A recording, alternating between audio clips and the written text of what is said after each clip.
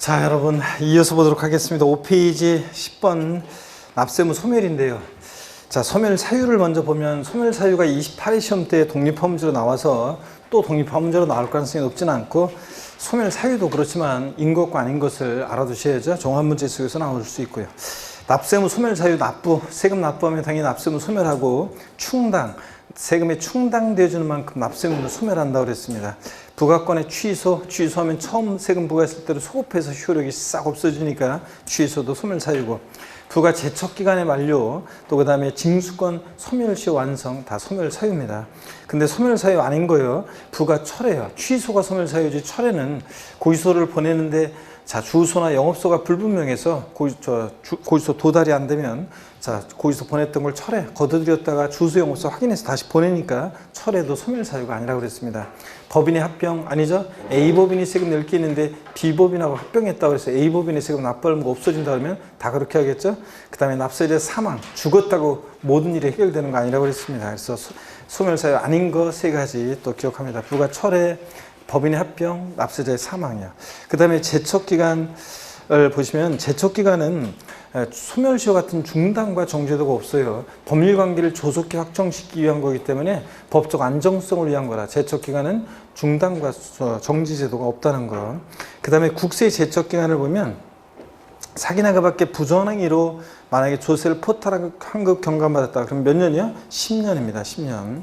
그 다음에 신고기한 내 그냥 신고서를 제출하지 않았다. 무신고는 몇 년? 7년. 기타 몇 년? 5년입니다. 근데 대부분 국세는 양도세 같은 애들 그래요. 근데 한 가지 더 뭐 추가한다 그러면 여기거래에서 외거래의 경우에는 자, 한번 보세요. 여기거래의 경우에는 사기쳤다 그러면 여기에 거래의 경우에는 사기쳤다 몇 년이요? 요거 15년이요. 여기에 거래는 사기쳤다 그러면 15년.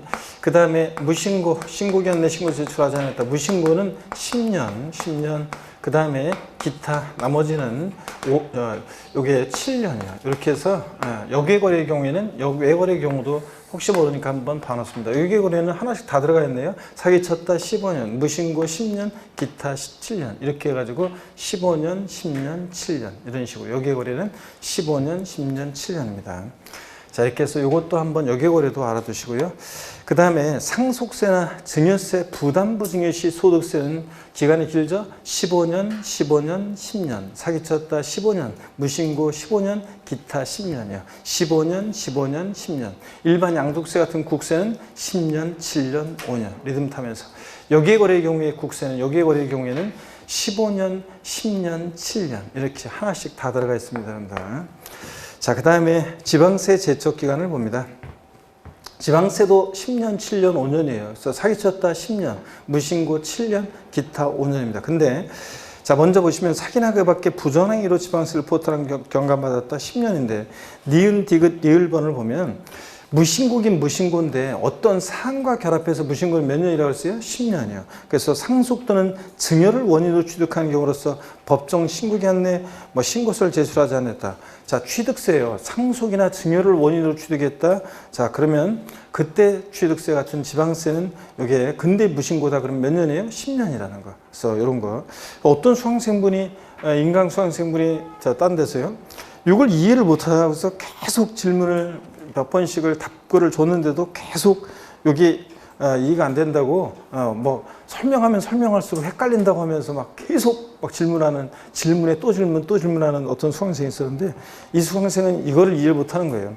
우리가 상속이나 증여를 받으면 이 수강생은 상속세, 증여세인데 국세인데 왜 이게 15년이 아니냐 이걸 자꾸 이해를 못하고 자꾸 물어보는 수강생인데 우리가 상속이나 증여를 받는다 그러면 상속세, 증여세 내는 것과 별개로 상속 증여받았다. 상속세, 증여세 제척기간은 15년, 10년이에요. 근데 상속이나 증여로 취득했을 때 우리가 취득세 내잖아요. 그때 취득세, 이 지방세 제척기간은 무신고, 상속이나 증여를 원인으로 취득하는 경우인데 무신고했다. 몇 년? 10년입니다. 이거는. 자, 그래서 우리가 상속세, 증여세하고 취득세하고는 다른 거예요, 여러분들. 근데 이걸 자꾸 이해를 못하는 분이 어떤 수강생이 있었는데, 자, 그 다음에 시험이 내일 모레인데 이거 큰일입니다. 아주 그런 분들이 있었는데 디귿번입니다. 자, 이것도 보면 명의신탁 약정으로 실권리자가 사실상 취득하는 경우인데 신고기한까지 신고 제출하지 않았다. 몇 년이에요? 10년. 리을번을 보면 타인 명의로 법인의 주식 지분을 취득했는데 해당 주식 지분의 실권리자인 자가 과점주가 돼서 해당 법인의 부동산 등을 취득한 것으로 보는 의지하는 경우로서 법정 신고기한까지 신고서를 제출하지 않았다. 그러니까 무신고긴 무신고인데 앞에 어떤 사항과 결합해서 무신고는 몇 년? 10년입니다. 자, 그 다음에 그냥 무신고는 이런 거 없이 그냥 신고기한데 신고 제출하지 않았다. 취득세나 등록명예세 같은 지방세를 그럼 몇 년? 7년이고요. 기타 5년. 그래서 지방세 제척기간은 10년, 7년, 5년이에요. 자, 이렇게 해서 리듬을 타면서 여러분들이 외우시고 양가로 4번입니다. 소멸시효. 자, 봅니다. 기간이요. 이게 올해 이제 개정이 됐죠. 그래서 지방세 소멸시효는 자, 금액에 따라 작년까지는 금액 상관없었는데 올해부터는 금액에 따라 5천만 원 미만은 몇 년? 가로놓기 하셔야지 몇 년? 5년이고 5천만 원 이상의 지방세는 소멸시효 몇 년? 10년 가로놓기 하시고요. 국세는 5억 원 미만의 국세는 5년, 5억 원 이상의 국세는 몇 년? 10년입니다. 자, 이렇게 해서 가로놓기 합니다. 자, 금액이 다릅니다. 자, 소멸시효 기간 상식처럼 여러분이 반드시 알고 있어야 되고, 그 다음에 중단과 정지요. 소멸시효는 중단과 정지도가 있는데 중단 사유를 보면 여러분들이 민법 총칙에서 배운 것과 비슷해요. 납세고지, 독촉, 납부채고, 교부청구, 압류. 세금 내라는 액션이 있으면 이렇게 소멸시효가 중단합니다. 중단은 시효가 진행되고 있다가 3년이 진행되고 있다가 이렇게 중단 사유가 발생하면 처음부터 시효는 다시 진행합니다. 그래서 다시 시효가 진행하는데 하여튼 중단 사유를 눈여겨봐 놓습니다. 달달 못되더라도. 그래서 납세고지, 독촉, 납부채고, 교부청구, 압류 이런 거예요. 시험에서 압류는 제척기간이 중단하는 사유이다. O, X요. 압류는 제척기간이 중단하는 사유이다. X입니다. 제척기간엔 중단과 정지 제도가 없습니다. 이게 소멸시효 중단 사유고요. 정지 사유는 그 기간만 정지하게 되는데 분납기간, 징수유예기간, 사행의 취소의 소송을 제기해서 소송이 진행 중 기간, 연부연납기간, 채권자 대의 소송을 제기해서 소송이 진행 중 기간, 체납자가 국외 6개월 이상 체류하는 경우에 그 국외 체류 기간, 무슨 기간 동안에만 정지했다가 시효는 이어서 진행합니다. 이렇게. 자, 그래서 중단과 정지 사유 구별하시되 눈에 익혀두시되 중단 사유를 좀 더 눈여겨서 봐놓고요. 자, 그 다음에 11번 봅니다. 국세 및 지방세 우선의 원칙과 예예요. 이 국세 지방세 우선의 원칙과 예가 29회 시험 때 나왔고 작년 30회 시험에 연달아 2년 나왔습니다. 이게 가끔씩 나오는 건데 작년, 재작년에 연달아 나왔는데 올해 또 3년 연속 나올 가능성은 낮고요. 나오면 종합문제 속에서 나올 수는 있고 그 정도 대비하시면 되는데 동그라미 1번 보면 지자체 징수금은 다른 공과금 그 밖에 채권에 우선해서 징수합니다. 이게 우선의 원칙이죠. 세금이 매각대금에서 자, 체납자의 재산이 공매 경매에 넘어갔을 때 매각대금에서 우선해서 가져갑니다. 근데 이 경우 징수 순서는 체납소금비 1등, 2등이 지방세, 3등 가산금 순이다. O, X야. 네? 맞잖아요. 이거 시험에도 한번 나왔었고. 그래서 지자체 징수 및 징수 순위 체납소금비 1등, 2등이 지방세, 3등 가산금입니다. 그 다음에 동그라미 2번입니다. 국세 징수 및 징수 순위는 체납소금비 1등, 국세 가산세 제외한 국세 3등 가산금 순이다. X입니다. 뭐 때문에 틀렸어요? 가산금이 아니라 가산세입니다. 자, 국세는 이제 가산금 규정이 삭제됐기 때문에 이게 가산세입니다. 가산세. 그래서 체납소금비 1등, 2등이 국세 가산세를 제외한 그 다음에 3등이 가산세입니다. 가산금이 아니라는 거. 그래서 요거 X, 동그라미 2번은 X에 체크하시고 동그라미 1번은 O, 동그라미 2번은 X입니다. 그 다음에 3번 조세들 상호간에는 어떤 게 우선하느냐? 자, 담보된 조세가 1등이죠. 2등이 압류한 조세, 3등이 달라고 교부 청구한 조세 순서입니다. 그래서 29회 시험 때 압류한 조세는 담보 있는 조세에 우선하여 징수한다.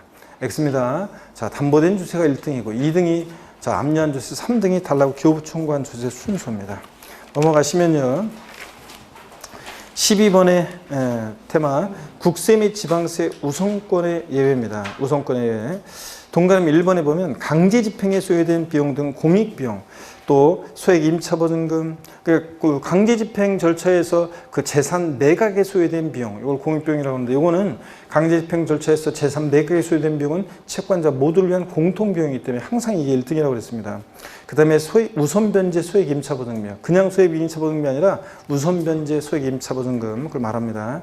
그 다음에 최종 3개월분 임금채권이라든가 법정기일 이전에 저당권 등이 설정되죠. 그 담보되는 피담보 채권은 국세지방세에 우선한다. 맞습니까, 여러분? 1번 지문이요. 맞잖아요. 다 세금보다 다 우선하는 것들이죠. 국세지방세 우선하는 것들. 자, 강제집행 절차에 소요된 매각비용 무조건 1등이고, 그 다음에 또 2등이 소액 임차보증금, 최종 3개월 임금채권 이런 거 2위 그룹이고, 3위 그룹은 여기는 안 나왔구나. 하여튼 법정기일 이전에 설정된 저당권, 질권 등에 담보되는 피담보 채권 등 얘네들은 다 세금에 우선하는 것들입니다. 맞고요. 5회 체크하시고. 그 다음에 2번입니다. 종합소득세로 신고한 해당 세액에 대해서 신고일 이후에 저당권 설정 등기한 재산 매각에 있어서 그 매각 대금 중에서 종합소득세를 징수하는 경우에 저당권에 담보된 채권은 그 종합소득세 우선한다 그랬습니다. OX요. OX. 네? 왜 대답 자신이 없어요, 여러분들? 네?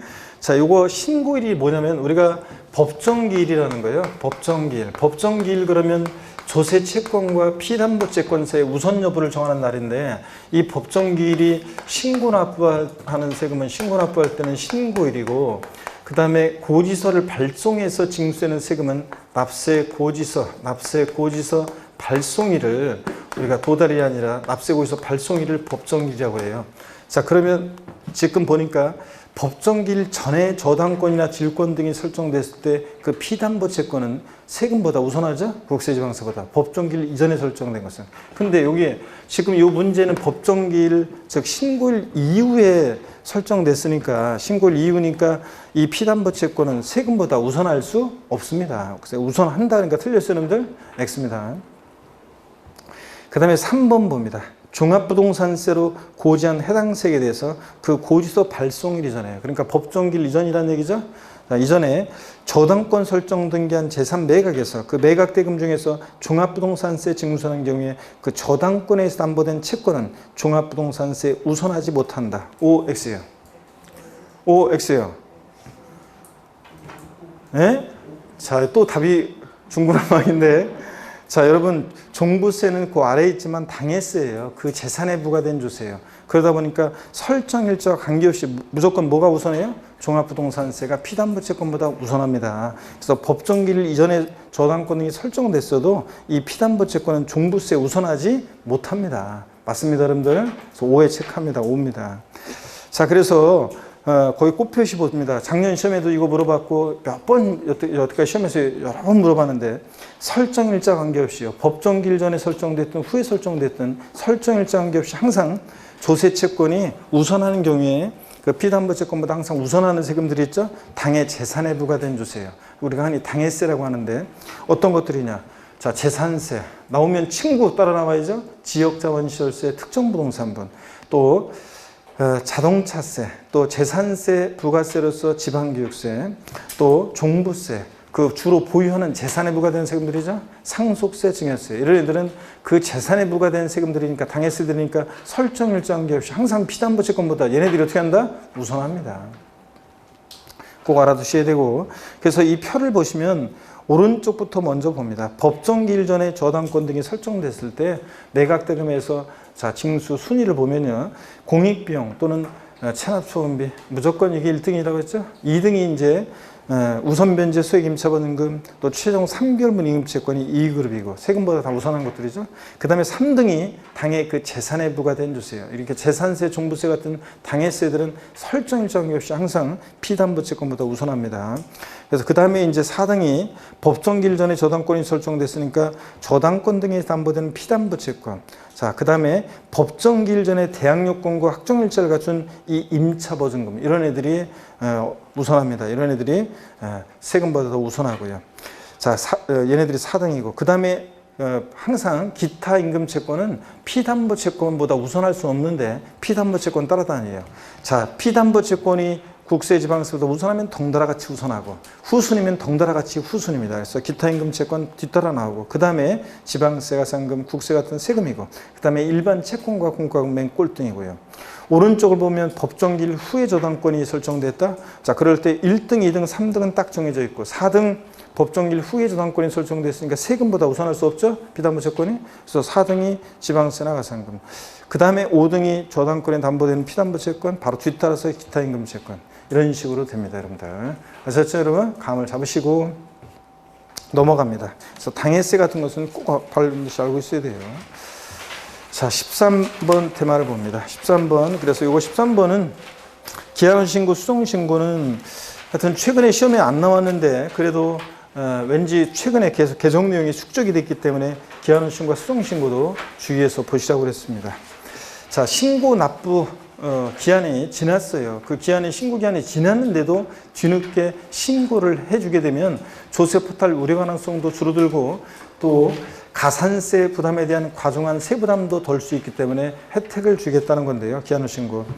대상자를 봅니다. 법정 기한 내에 과세표준 신고서를 제출하지 아니한 자가 하는 게 기한후 신고고 신고 기한 내에 신고서를 제출한 자인데 과소신고, 적게 신고했을 때 뒤늦게 자세에서 광면 찾는 것이 수정신고입니다. 자, 기한후 신고 대상자 동그라미 2번을 보니까 신고 납부 세목 중에서 납부할 세금자 또는 환급받을 세금자 모두 그 말은 신고 납부하는 세금은 다 기한후 신고할 수 있습니다. 취득세는 기한후 신고가 되는데 등록면세는 안 된다 그러면 틀려요. 다 할 수 있고요. 그 다음에 신고기한, 기한후 신고는 결정 통지 전까지. 자, 수정 신고는 경정 통지 전까지. 즉 고지서 날라오기 전까지 할 수 있어요. 신고기한 하루 딱 지났는데 나중에 과세권자가 세금 계산해서 납세 고지서를 가산세 합해가지고 부가 고지했어요. 고지서 받고 나서 나 오늘 기한후 신고하려고 했는데 안 돼요. 결정 통지 전까지 할 수 있고. 그 다음에 신고 납부 절차를 보니까 기한후 신고는 기한후 신고서를 제출한 자로서 납부할 세금자는 그 세금을 납부해야 한다. 동시에 납부 규정 삭제를 했는데 무슨 얘기냐면 예전에는 기한후 신고서 제출과 동시에 납부할 세액이 있으면 납부를 해야지만 감면 혜택을 받을 수 있었는데 지금 동시 규정은 삭제됐고요. 기한후 신고는 신고기한 내 신고하지 않은 거니까 무신고가산세, 납부불성가산세가 적용되고 수정신고는 신고기한 내 신고했는데 적게 신고한 거니까 과소신고가산세, 납부불성가산세가 적용됩니다. 가산세 감면을 꼭 잘 알아두셔야 되는데 굵은 글씨로 되어 있는 것들이요. 자, 기한후 신고, 법정 신고기한 경과 후 1개월 내 기한후 신고에 따르면 무신고가산세 몇 프로 깎아줘요? 50% 감면, 50%. 그 다음에 1개월 초과 3개월 내 기한후 신고에 따르면 무신고가산세 몇 프로? 30% 감면입니다. 이게 올해 신설된 규정이죠? 네, 30% 감면. 그 다음에 3개월 초과 6개월 내다 그러면 몇 프로? 20%예요. 그래서 50, 30, 20% 이렇게 감면 받을 수 있습니다. 무신고 가산세를 깎아주는 거예요. 기한후 신고는 과소신고와 가산세 아니에요. 그리고 납부불성실 가산세는 감면 안 해줘요. 신고에 관한 거니까. 그 다음에 그래서 시험에서 신고기한 법정 신고기한 경과 후 1개월에 기한후 신고했을 때 무신고 및 납부불성실가산세 50% 깎아준다 이러면 틀려요. 납부불성실가산세는 아니고 수정신고는 법정 신고기한 지나서 1개월에 수정신고에 따르면 과소신고가산세 몇 프로? 90% 감면. 요거 올해 신설이 됐죠? 자, 1개월 초과 3개월 내다 75% 감면. 요것도 올해 신설이 됐고 3개월 초과 6개월 내면 50% 감면. 그 다음에 6개월 초과 1년 내 수정신고하면 30% 감면. 또 1년 초과 1년 6개월 내 만약에 수정신고하면 과소신고가산세 20% 감면. 1년 6개월 초과 2년 내 같으면 요거 이제 10% 감면입니다. 그래서 요걸 다 외울 수는 없으니까 앞에 굵은 글씨로 되어 있는 것만이라도 외우시라고 그랬습니다. 자, 기한후 신고와 함께 수정신고, 신고기한 지나서 1개월에 수정신고하면 자, 과소신고가산세 90% 감면, 1개월 초과 3개월 내면 75% 감면, 3개월 초과 6개월 내 같으면 50% 감면 등등 이렇게 간다는 거. 자, 둘 다 하여튼 납부불성가산세는 감면 안 해주고요. 세액 결정 기한후 신고 봅니다. 기한후 신고서를 제출한 경우에 지자체장은 지방세법에 따라 기한후 신고일부터 3개월 내에 그 지방세 과세과 세액을 결정하고 신고인에게 통지해 줘야 되는데 제가 납세무자의 기한후 신고는 납세무 확정 효력은 없습니다.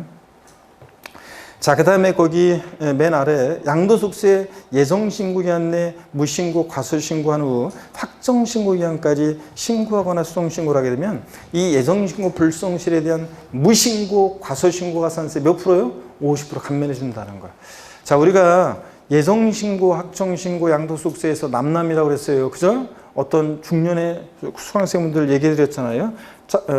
어떤 곳에서 어떤 중년의 남녀 수강생들이 빽있는 수강생들 속에서 서로 그냥 쏙닥쏙닥 하면서 그냥 아주 웃고 아주 그냥 분위기가 좋아해 아주 그냥 뭐 서로 뭘 알려주고 물어보고 그러면서 키득대고 막 둘이 분위기가 좋아. 그래서 제가 그랬다 그랬잖아요. 장난으로. 이거 실화예요. 제가 그 예전에 인천 주안에서 강의할 때, 이게 이제 실화인데, 예전에 인천에서 강의할 때, 제가 둘이 어떤 관계예요?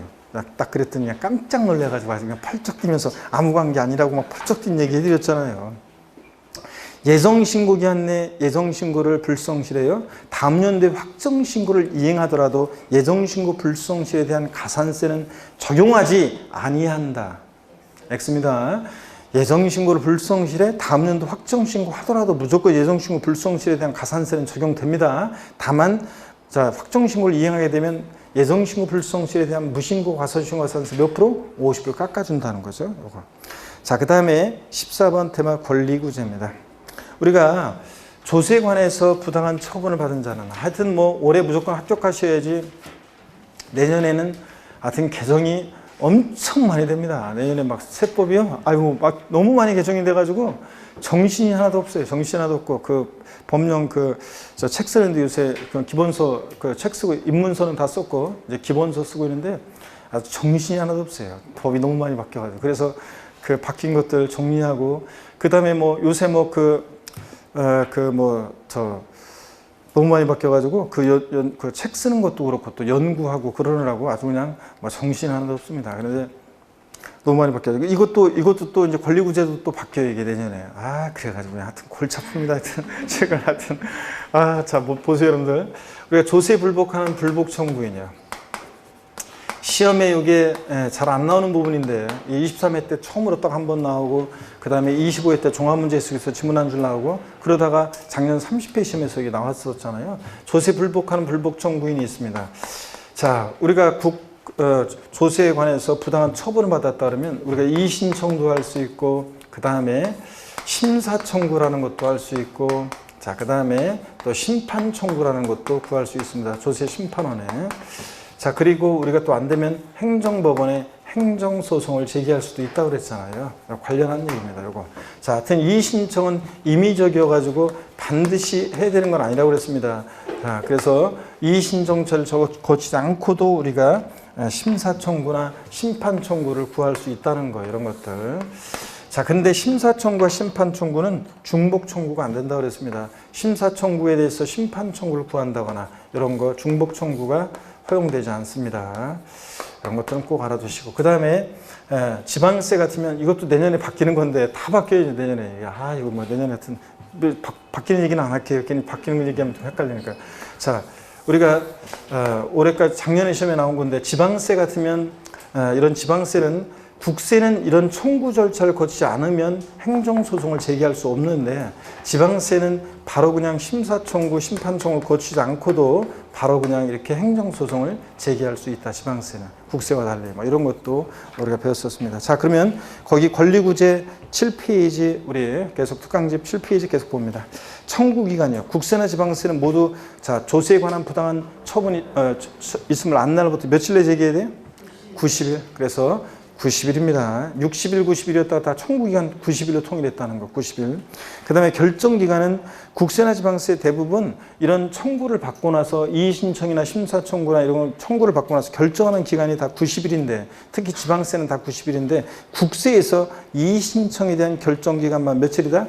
30일입니다. 30일. 그 다음에 이의신청은 임의적인 절차라는 거. 심사청구와 심판청구는 중복청구가 가능해 불가능해요? 불가능하다는 거 금방도 말씀드렸습니다.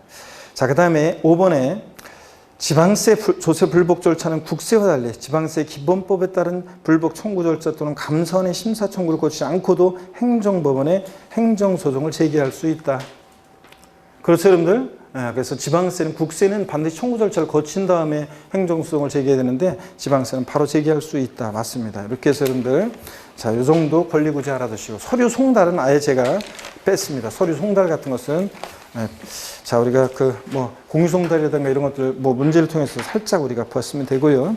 8페이지 파트 2 세목별 종합입니다. 자, 그래서 특히 세목별 종합에서 각 세목별 세율에 대한 종합이요. 취득세부터 양도세까지 세율에 대한 것은 반드시 여러분들이 다 암기를 하시고 계셔야죠. 그래서 이 세율 부분에서 시험 문제는 많게는 4문제, 적게는 2문제 이렇게 출제가 되기 때문에 반드시 세율은 우리가 정리해 두셔야 됩니다. 그래서 요 몇 페이지 되지도 않는 세율을 딱 정리해 두면 그러면 우리가 문제를 최소 2문제 이상은 맞출 수 있다 그런 얘기입니다. 자, 고개를 드시고요. 본격적으로 또 세목별 세율 보기 전에 또 스트레칭 한번 합니다. 아이고. 자, 운동 한번 하시고 반대로 돌리시고 허리도 좌로 우로 돌립니다, 여러분들. 아이고. 자, 기지개도 화끈하게 제끼시고 어깨도 돌리시고. 자, 여러분들 계속 이어서 보겠습니다.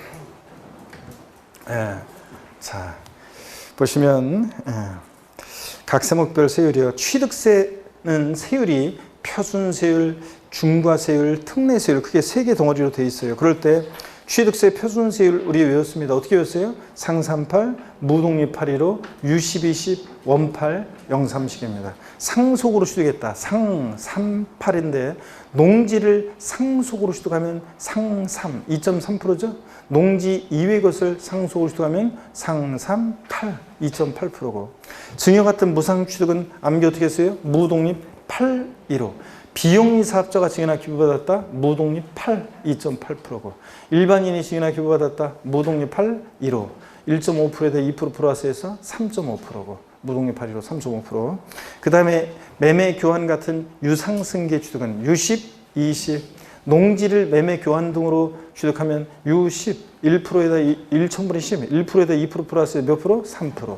자, 농지 이외의 것을 만약에 유상승계 취득했다. 유10, 20. 자, 2%대 2% 플러스 몇 프로? 4%입니다. 그 다음에 원8, 원시 취득이죠. 건축물 신축 재축하거나 매립간촉으로 토지를 취득하거나 원시 취득은 원8, 2.8%고 그 다음에 공유물, 합유물, 총유물 분할로 인한 취득은 0, 30이니까 몇 프로? 2.3%입니다, 여러분. 자, 이렇게 해서 상38, 무독립 815, 유1210, 원8, 0, 30개. 표준세율 중에서 최고 높은 것은 4%가 최고 높고 그 다음으로 무독립 815 증여받았을 때 일반인이 자 3.5%가 그 다음으로 높고 그 다음으로 높은 것이 유10 농지를 매매 교환으로 취득했을 때 3%가 그 다음으로 높습니다. 4%, 3.5%, 3% 이런 식으로. 자, 그 다음에 1세대 1주택 및 조정대상 지역 외 1세대 2주택을 자, 요거 1세대 1주택도 그 1세대 1주택 앞에다가 정확히 얘기하면 지금 이제 취득세 세율이 개정이 돼가지고 조정대상 지역 내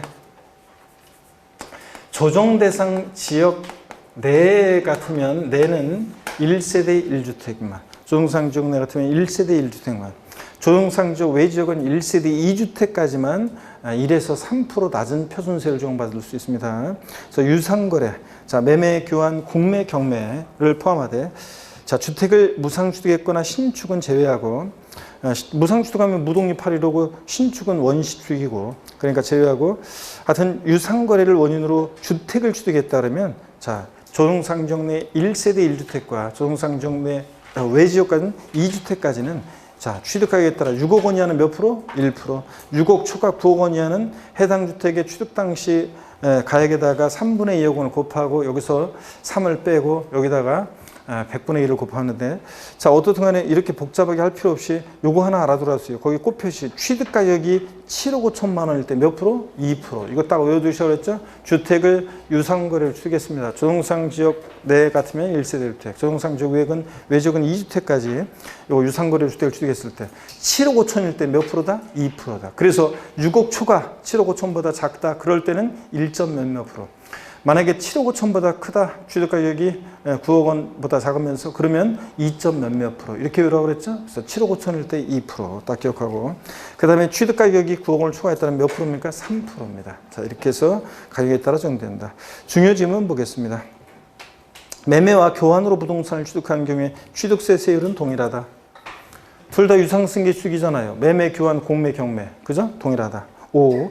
2번 건축물을 신축하는 경우와 증축 개수로 면적이 증가한 경우에 취득세 세율은 동일하게 적용된다. OX요. 맞죠, 여러분들? 건축물 신축하면 뭐예요? 원시 취득, 원팔, 2.8%. 예? 건축물 신축하면. 신축했다, 원시 취득. 예, 그래서 원시 취득이니까 원팔, 2.8%고.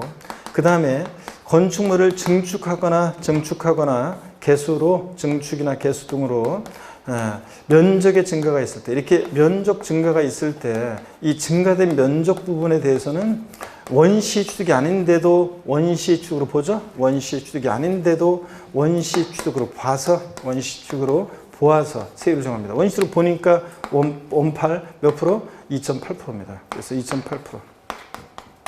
그래서 이렇게 해서 여러분들 원시 취득으로 봐서 그래서 세율은 같다 다르다? 같습니다. 그래서 거기다가 2.8% 동일합니다. 맞고요. 그 다음에 3번입니다. 신탁법에 따른 신탁재산인 부동산을 수탁자로부터 신탁의 이익을 받는 수익자에게 이전하는 경우 취득은 일반 유상취득의 세율과 동일하게 적용한다. 맞습니다, 여러분들. 이 수익자의 취득은요, 일반 우리가 신탁법에 의한 신탁산 취득은 비과세인데 수탁자에서 신탁의 이익을 받는 수익자에게 이전할 때 이 수익자 취득은 과세하는데 요거 일반 유상취득의 세율을 정합니다. 옛날에는 세율이 좀 낮았는데 지금은 일반 유상취득의 세율을 정한다. U12C 맞습니다. 이거 그거 적용해요. 그 다음에 4번입니다. 주택을 신축 또는 증축한 이후 해당 주거용 건축물의 소유자 배우자 직계존비속 포함해서 해당 주택의 부속 토지를 취득할 때는 주택에 대한 취득세 세율을 정하는 것 대신 토지에 대한 취득세 세율 4%를 일괄적으로 적용한다. OX예요. 오, 맞습니다, 여러분들. 그래서 사람들이 잔머리 굴려오는 것을 막기 위한 규정이라고 그랬습니다. 주택을 신축, 증축한 이후에 주택 소유자가 부속 토지를 취득할 때 주택 부속 토지를 보지 않고 일반 토지 취득의 세율을 적용한다는 거야. 그래서 이거 맞고요. 그 다음에 3번입니다. 이건 2020년 이번 8월달 개정된 내용이죠. 7월 10일 부동산 대책에 따라서 8월달 개정된 내용입니다. 법인의 취득 및 1세대 2주택, 3주택 등 유상취득의 경우 봅니다. 자, 조정대상 지역 내에서 개인 같으면 조정상 지역 내에서요 1세대 1주택까지는 1에서 3% 표준세율 적용되지만 1세대 2주택이 다르면 몇 프로요? 8%입니다. 근데 시험에서는 8%, 12% 이렇게 안 나온다고 그랬어요. 유상취득에 대한 농지 외의 것을 유상취득했을 때 세율을 표준세율로 해서 그게 4%거든요. 그 표준세율에다가 중과기준세율이 몇 배? 2배 합한 세율입니다. 중과기준세율이 2%니까 1,000분의 12%니까 2%의 2배니까 4%고 합치니까 8% 되잖아요. 이런 식으로. 자, 그 다음에 조정대상 지역 외 지역은 1세대 2주택까지는 1에 3%예요. 자, 조정상 지역 내 1세 3주택이다 그러면 12%로 중과세합니다. 이런 식으로 해서 유상취득에 대한 세율, 표준세율 4%, 여기다가 중과기준 4배, 그래가지고 12%로. 그 다음에 조정상 지역 외 지역은 1세 3주택이면 8%요. 하나씩 조정상 지역 내보다 세율이 하나씩, 그 주택 수가 하나씩 이렇게 내려옵니다. 자, 그 다음에 1세 4주택이다. 조정상 지역 내 같으면 무조건 12%고, 조정상 지역 내는 3주택부터. 그 다음에 조정상 지역 외 지역은 1세대 3주택이면 8%, 1세 4주택일 때 몇 프로? 12% 세율이 적용됩니다. 법인의 취득은요, 법인은 조정상 지역 내든 외든 관계없이 무조건 몇 프로다? 법인이 취득하면 12%입니다. 주택을, 유상거래로 주택을 취득하면 법인은. 자, 그 다음에 다만 조정상 지역 내 1세대 2주택에서 대통령 영이 정하는 1식 2주택은 제외합니다, 여러분. 중과세하지 않는 8% 중과세하지 않는 경우가 있습니다. 동그라미 1번 이 경우 주택의 공유 지분이나 부속 토지만을 소유하거나 취득하는 경우에도 주택을 소유하거나 취득한 것으로 봅니다. 자, 그래서 공유 지분만 소유하거나 아니면 부속 토지만을 소유해도 1주택을 취득하거나 소유한 것으로 보고 2번 법인이 취득은 무조건 12%일 때 그때 법인에는 법인 아닌 사단, 재단 등도 포함합니다. 그 다음에 3번이요. 조정상 지역 지정고시일 이전에 주택에 대한 매매 계약을 체결한 경우에는 조정상 대상 지역으로 지정되기 전에 주택을 취득한 것으로 보고요. 그 다음에 4번입니다. 1세대의 보유주택수 판단할 때 신탁된 주택은 누구의 주택을 포함하고 위탁자의 주택을 포함한다는 걸 꼭 주의합니다. 그래서 잔머리 굴린 걸 막기 위해서 자, 신탁한 주택은 누구의 주택으로 계산한다? 위탁자의 주택으로 계산합니다. 그 다음에 여태까지는 신탁해버리고 이렇게 해가지고 악용하는 걸 막기 위해서 그렇습니다. 조합원 입주권이나 주택 분양권, 주공 오피스텔도 주택 수에 포함합니다. 우리가 여러분 오해하면 안 되는 게 분양권이나 조합원 입주권은 취득세 대상은 아니에요. 그런데 다만 그런 것들은 나중에 그 본계약 체결해서 그 아파트가 완공됐을 때 취득세를 내는 거지 분양권이나 입주권 자체는 취득세 대상이 아니에요. 다만 1세대가 몇 주택을 보유하고 있나 주택수를 판단할 때 분양권, 오피스텔, 주거용 오피스텔, 입주권은 주택수 계산에 어떻게 한다? 포함한다는 거예요. 그 다음에 동그라미 5번입니다. 우리가 일식 2주택은 8% 중과세하지 않는다고 그랬잖아요. 조정상지역내 1세대 주택. 그럴 때 대통령령으로 정하는 일식 2주택이란 국내 주택, 조합원 입주권, 주택 분양권 또는 오피스텔을 일개 소유한 1세대가 그 주택이나 조합원 입주권, 분양권, 오피스텔을 소유한 상태에서 이사나 학업, 취업, 직장 이전 및 이와 유사한 사유로 다른 1주택, 신주택을 추가로 취득한 후 몇 년 내요? 일반적으로는 3년 내. 근데 종전주택과 신주택이 모두 조정상지역에 있을 때 몇 년 내 팔아야 돼? 1년 내 종전주택을 양도했을 때, 처분할 때 우리가 중과세하지 않습니다. 원래 조정상지역 내 1세대 2주택은 8% 중과세 하잖아요. 근데 이런 사유로 인한 일식 2주택의 경우 또 일반적으로는 3년 내 종전주택을 처분하거나 아니면 둘 다 종전주택, 신주택 둘 다 조정상지역에 있을 때 몇 년 내? 1년 내 처분했을 때는 중과세하지 않고 일반 표준세율 1에서 3%를 적용합니다. 여러분. 자, 이런 얘기고 넘어갑니다. 자, 넘기시니까 또 9페이지에 보니까요. 동그라미 6번입니다. 중과세율이 정되는 1세대 다주택 주택수에서 제외되는 주택이 있습니다. 그래서 가정 어린이집용 주택이라든가 노인복지주택이라든가 별장에서 제외되는 농어촌 주택이라든가 사원에 대한 임대용 주택이라든가 공기업이 공익사업을 위해서 취득하는 주택이라든가 또 시가순액 1억 원 이하인 주택 신축 판매업자가 신축해서 분양하고 있는 주택이라든가 또 상속을 원인으로 취득한 주택으로서 상속 개시로부터 5년 이내의 주택이라든가 이런 것들은 1세대 다주택 주택수 계산에서 아예 제외시켜 줍니다. 여러분들. 그래서 잘 눈여겨서 얘들 봐놓습니다. 자, 그 다음에 증여로 인한 무상취득의 세율입니다. 주택을요, 조정대상 지역 내에서 3억 원 이상의 주택을 증여받아 취득하잖아요. 그러면 12%로 중과세합니다. 근데 그래서 유상주택에 대한 표준세율에다가 중과에서 4배 합한 세율로 중과세를 해요. 다만 1세대 1주택자가 소유한 주택을 배우자 또는 직계존비속이 무상취득하는 경우 등에 있어서는 중과세하지 않습니다. 그래서 예외가 또 있습니다. 1세 1주택자가 그 소유한 주택을 배우자나 그 직계존비속이 증여받았을 때는 중과세지 않아요. 1세대 1주택일 때는. 근데 일반적으로 조정상 지역 내 3억 원 이상 주택을 증여받으면 12% 중과세합니다. 나머지는 그냥 무독립 8.15예요. 자, 비영리 사업자면 2.8%, 일반인이면 3.5%고요. 조정상 지역 내 3억 원 이상 주택을 증여받았을 때만 12%입니다. 자, 이렇게 해서 우리가 봤고요. 또 이제 원래 이제 과미력적 원형 내 중과세 등 그 중과세율을 또 봅니다. 우리 취득세 중과세율 크게 3개 또 덩어리가 있습니다. 주택에 대한 중과세를 빼면 과미력적 사치성 재산에 대한 중과세, 과미력적 내 중과세, 대도시 내 중과세가 있습니다. 그죠? 그럴 때 사치성 재산에 대한 중과세요. 별장, 고급락장, 골프장, 고급 선박, 고급댁 같은 5가지 사치성 재산을 취득했다. 몇 프로 중과세합니까? 표준세율에다가 중과세율 몇 배? 4배 합한 세율이에요. 사치성 재산 5가지는 상식처럼 알고 있어야 되는 거고. 그 다음에 과미력적 원형 내 중과세를 봅니다. 과미력적 원형 내에서 법인의 본점이나 주사무소요. 지점이나 분사무소는 아니에요. 본점이나 주사무소지. 요거 지점이나 분사무소는 아닙니다. 지점용 분사무소용은 아니에요. 자, 그래서 지점이나 분사무소용은 여기 해당되지 않고요. 본점이나 주사무소 사업용이 되고 비사업용 안 되고 부동산을 취득할 때 중과세하는데 이때 취득은 떡하니 본점용 주사무소 빌딩을 짓거나 늘릴 때 새롭게 인구입이 있고 경제력 집중, 인구 집중 심화된다고 중과세합니다. 승계 취득은 기존의 빌딩 주인만 바뀐 거니까 중과세 한다 안 한다? 안 하고 승계 취득은 제외하고 또 과미력적 내 중과세 두 번째입니다. 과미력적 원형 산업단지, 유치지역, 공업지역 제외하고요. 공장 제한되니까 공장을 신설 증설하기 위해서 사업용 과세물건 취득할 때 중과세를 합니다. 자, 그럴 때 이때 과미력적 내에서 공장 신설 증설 시 중과세할 때 이때 공장은 여러분 보세요. 이때 공장은 이때 공장은 일단 과미력적 내 공장 신증설 시 공장에다 돼지꼬리 땡냐 해서 이때 공장은 도시형 공장은 제외합니다. 비도시형 공장이어야지 도시형 내에 필수적으로 유치돼야 되는 도시형 업종의 공장은 중과세 한다 안 한다? 안 합니다. 도시형 공장 제외 이렇게 놓고요. 그래서 이때 공장에다 되어있고 땡냐에서 비도시형 공장에 한다는 거. 도시형 공장 제외 써놓고 이때 신설 증설할 때 이때 신설 증설할 때 신설은 건축물 연면적 몇 제곱미터요? 500제곱미터 이상의 공장이 신설될 때 중과세합니다. 그런 거지 500제곱미터 미만의 공장은 중과세 한다 안 한다? 안 해요. 거기다 써놓습니다.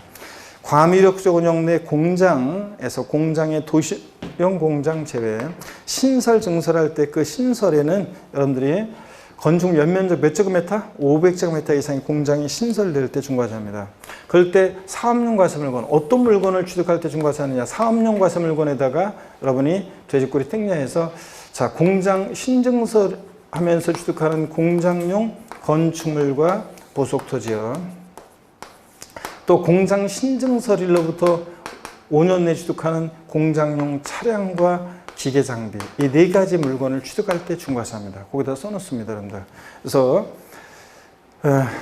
과미력적 운영 내 공장 신증설 시 하기 위해서 사업용 과세물건을 취득하는 경우 그때 사업용 과세물건 그 사업용 과세물건에다가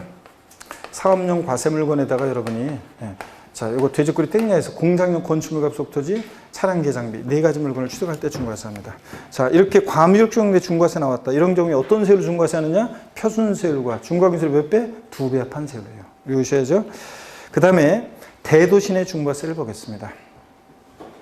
대도시 내에서 법인을 설립하거나 휴면법인 인수하는 경우 포함해서 지점분사무소 설치하거나 또 하여튼 그러니까 과미력적 내 중과세와 다른 점은 대도시 내 중과세는 지점이나 분사무소도 다 중과세예요.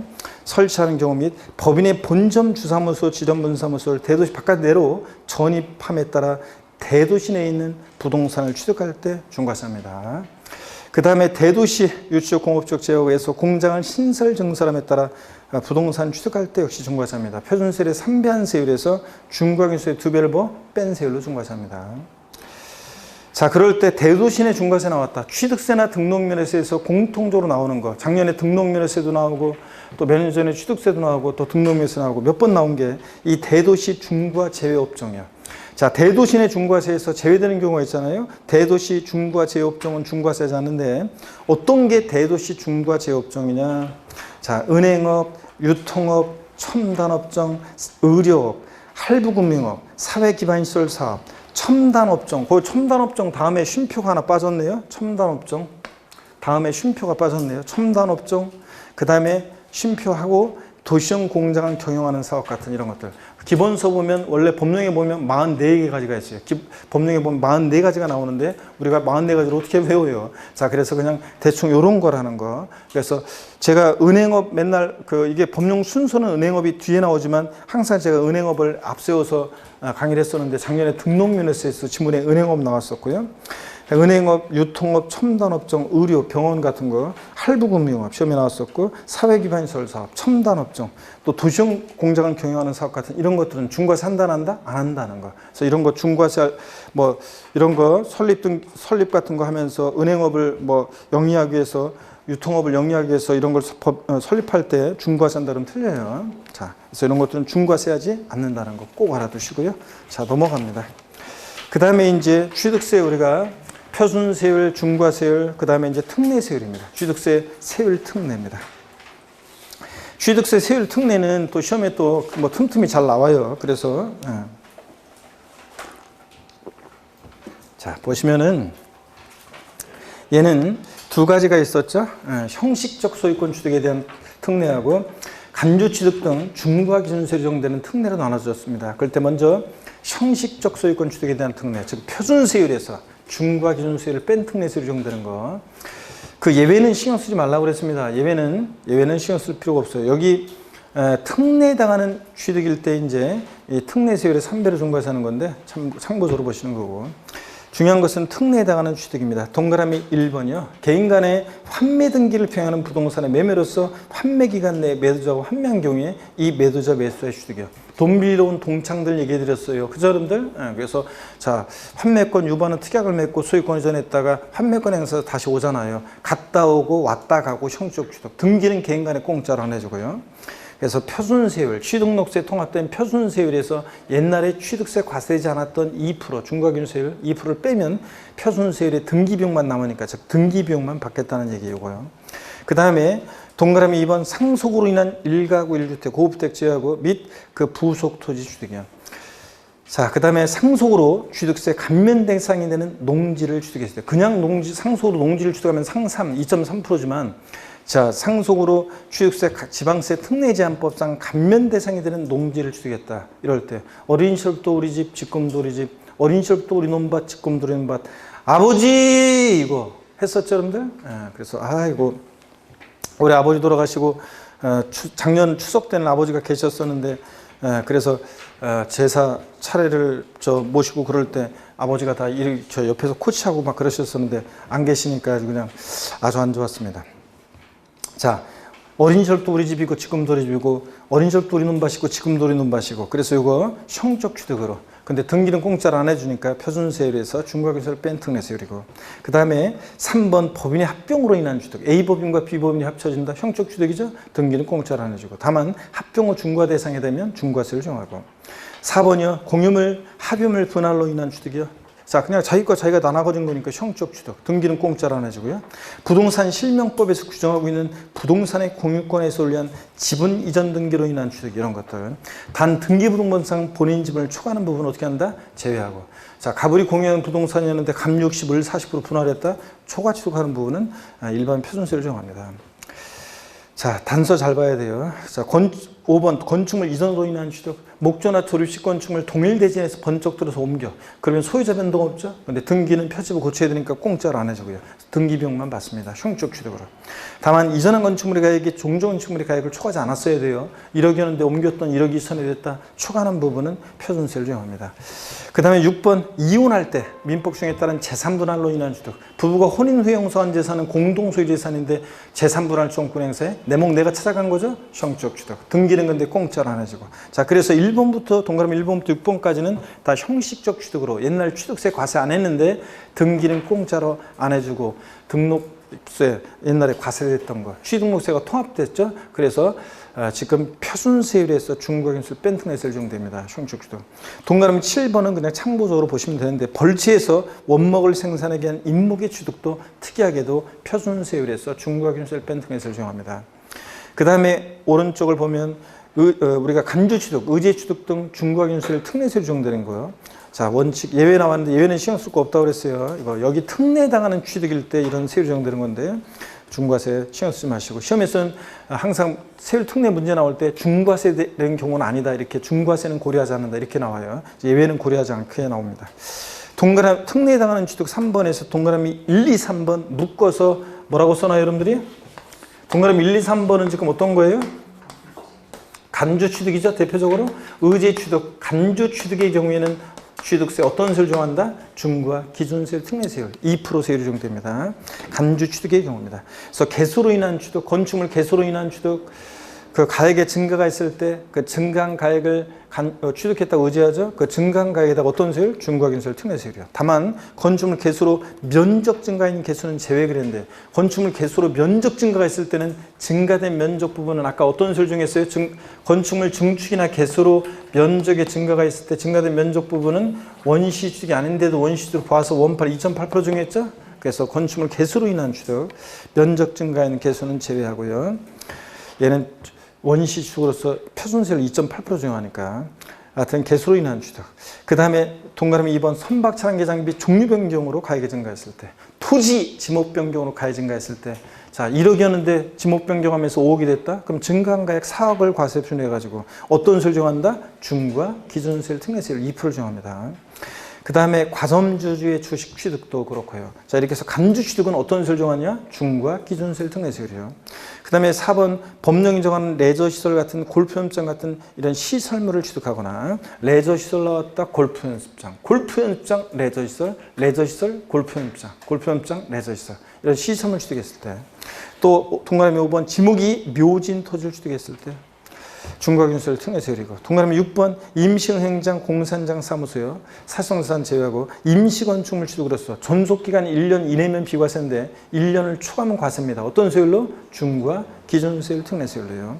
그 다음에 동그라미 7번 자, 요게 이제 올해 또 추가된 건데 잘 보세요. 택지공사가 준공된 토지에 정원이나 부속시설물 등을 조성 설치하는 경우에 납세의무자에서 취득세 납세의무자에서 배웠어요. 누가 납세의무자가 되냐? 토지 소유자가 취득했다고 토지 소유자의 취득으로 토지 소유자가 납세의무자가 될 때 이런 것들은 택지공사가 준공된 토지에서 건축물 건축하면서 거기 건축물 부속 토지 내에서 조경공사 등이 있었다. 그럴 때는 건축물 취득자가 납세의무자인데 이따가 또 나옵니다.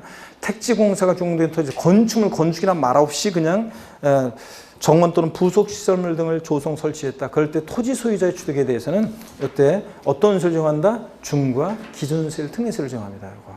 그래서 꼭 알아둡니다. 이런 것들 눈에 켜줘서. 자 이렇게 해서 여러분들 이런 경우에 특례세율 정합니다. 그래서 섞어져 있을 때 골라낼 수 있어야 돼요. 중과균세율 특례세율이 적용되는 걸 골라라.